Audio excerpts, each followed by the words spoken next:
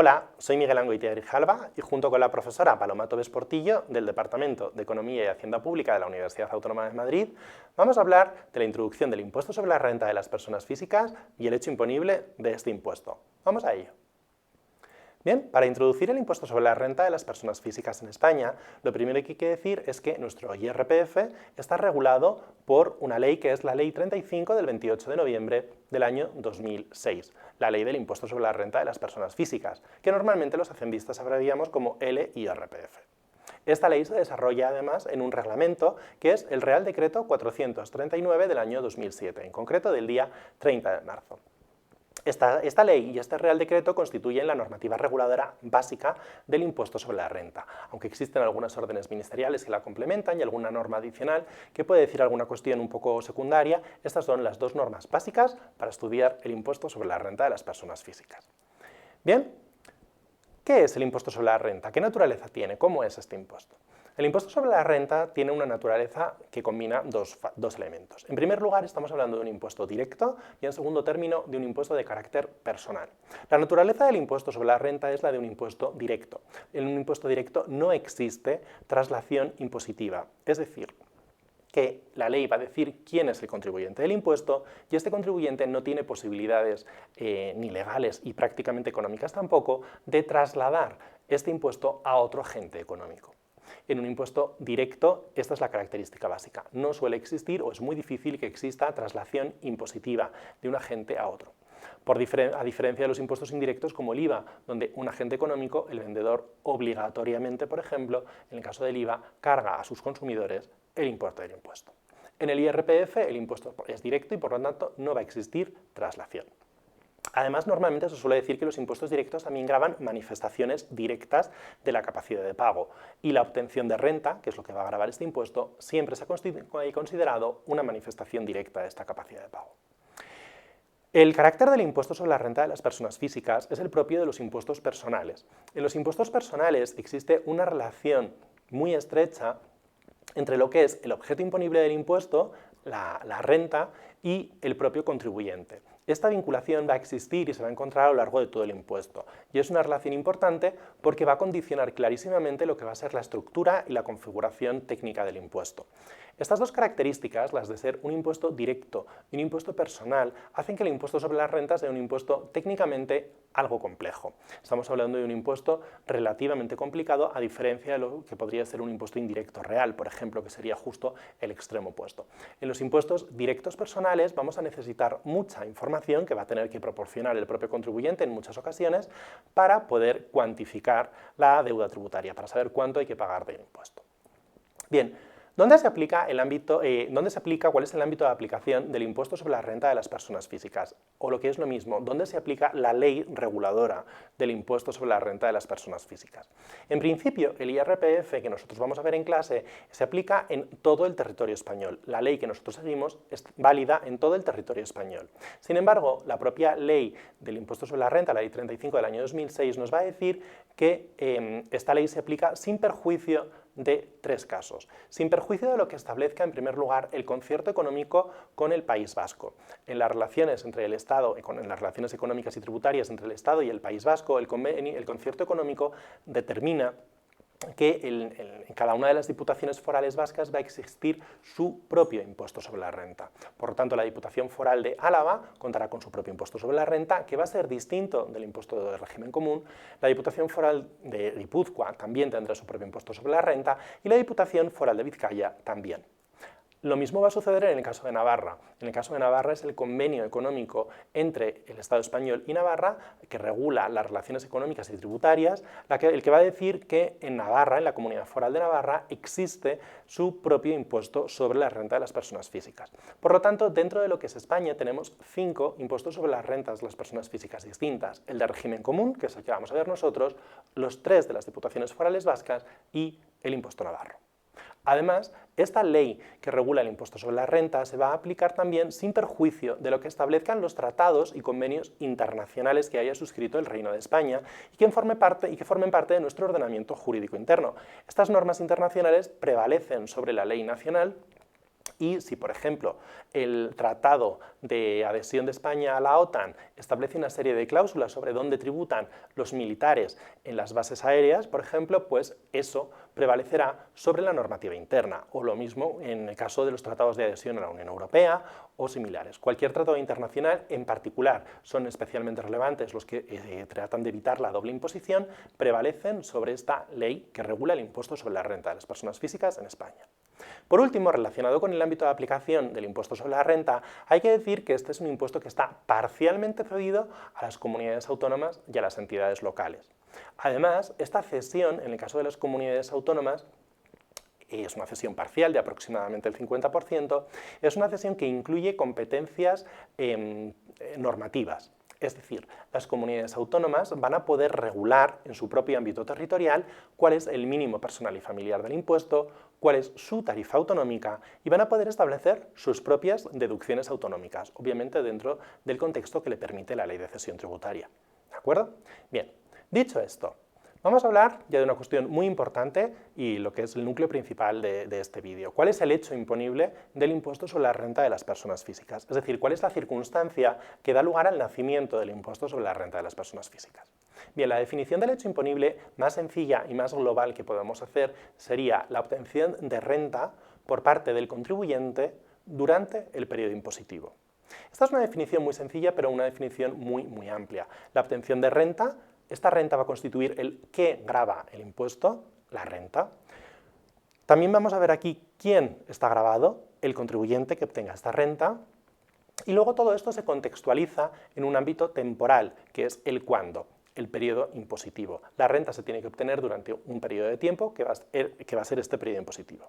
Bien, en este vídeo nos vamos a encargar también de ver ¿qué es la renta? ¿Cuál es la renta que grava el impuesto sobre la renta? Existe un vídeo específico para ver al contribuyente y otro para ver cuál es el periodo impositivo. Vamos a ver qué pasa con la renta. La renta es el objeto imponible, es lo que grava el impuesto. El impuesto grava la obtención de renta, bueno, pues ¿qué es esa renta y qué renta está gravando el impuesto sobre la renta? Bien, a efectos del impuesto sobre la renta se va a dividir en 4 grandes categorías y además aparecerá una categoría adicional. En primer lugar, cuando nosotros pensamos en la renta de una persona física, lo normal es que pensemos en su salario. Bueno, pues eso es un rendimiento del trabajo, uno de los principales tipos de renta que va a estar gravando el impuesto. La renta en el impuesto sobre la renta se va a subdividir en 4 tipos de rendimientos y una categoría adicional de renta más un tipo de rentas muy especiales. Dentro de los rendimientos tenemos, como hemos dicho, los salarios, por ejemplo, o las pensiones también, que son los rendimientos de trabajo, pero también tendremos los rendimientos de capital inmobiliario. Por ejemplo, si nosotros tenemos un piso alquilado, el alquiler que recibimos es un rendimiento del capital inmobiliario. También va a existir rendimientos de capital mobiliario. Si nosotros tenemos acciones, por ejemplo, y nos dan dividendos, esos son rendimientos de capital mobiliario. O si tenemos una cuenta corriente y tenemos la suerte de que nos den intereses, esos intereses serían rendimientos de capital mobiliario. O si tenemos una actividad económica, vamos a suponer que nosotros tenemos un despacho, una gestoría tributaria, o vamos a suponer que tenemos un negocio, por ejemplo. Todas estas rentas que provengan de nuestra actividad como trabajador autónomo van a estar gravadas dentro de lo que se denominan los rendimientos de las actividades económicas. Al margen de los 4 tipos de rendimientos existe una quinta categoría de renta en el impuesto que son las ganancias y pérdidas patrimoniales. Normalmente estas ganancias y pérdidas patrimoniales se derivan de la transmisión de un elemento patrimonial. Por ejemplo, nosotros tenemos un piso y lo vendemos. Pues lo normal es que nos costase un importe y lo estemos vendiendo por un precio distinto. Ahí habrá una ganancia o una pérdida de patrimonio. Finalmente, aunque no constituyan rentas percibidas de forma económica y no exista una corriente monetaria de pagos, el impuesto sobre la renta va a gravar unas rentas muy especiales que normalmente se denominan imputaciones de renta. Nosotros estas imputaciones de renta a lo largo del curso prácticamente no las vamos a ver, solamente vamos a ver la más importante de todas ellas, que son las rentas imputadas de carácter inmobiliario, que las veremos también cuando veamos los rendimientos de capital inmobiliario. ¿De acuerdo? Estas imputaciones de renta, por ejemplo, suceden cuando nosotros tenemos un piso vacío, en la playa, por ejemplo, y lo somos en los meses de verano, pero también existen otros casos donde pueden aparecer casos de transparencia fiscal internacional, alguna cuestión relacionada con paraísos fiscales, regímenes especiales o cosas que nosotros prácticamente no vamos a ver durante el curso. Ya digo, la única imputación de renta que nosotros veremos tiene que ver con las rentas imputadas de carácter inmobiliario. Bien, el hecho imponible del impuesto sobre la renta nos dice que es la obtención de renta por parte del contribuyente durante un periodo impositivo.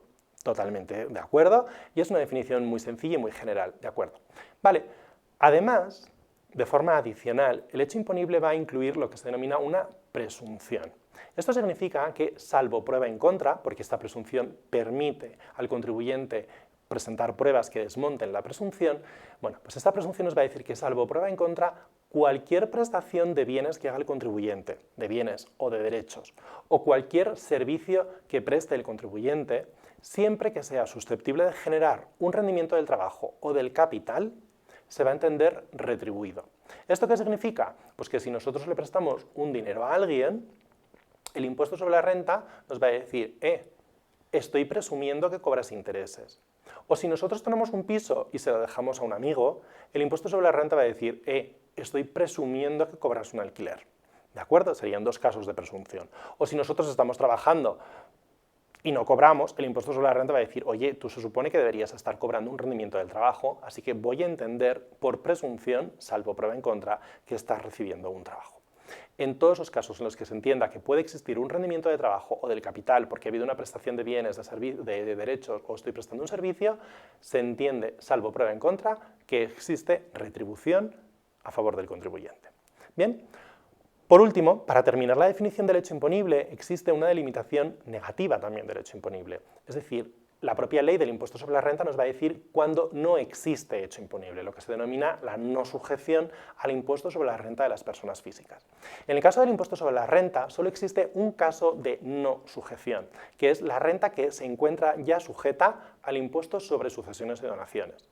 Lógicamente, para mantener la coherencia del sistema tributario, si nosotros obtenemos una renta y esa renta ya ha sido gravada por el impuesto sobre sucesiones y donaciones, lógicamente no la vamos a gravar una segunda vez. Entonces, no habría directamente hecho imponible del impuesto sobre la renta de las personas físicas.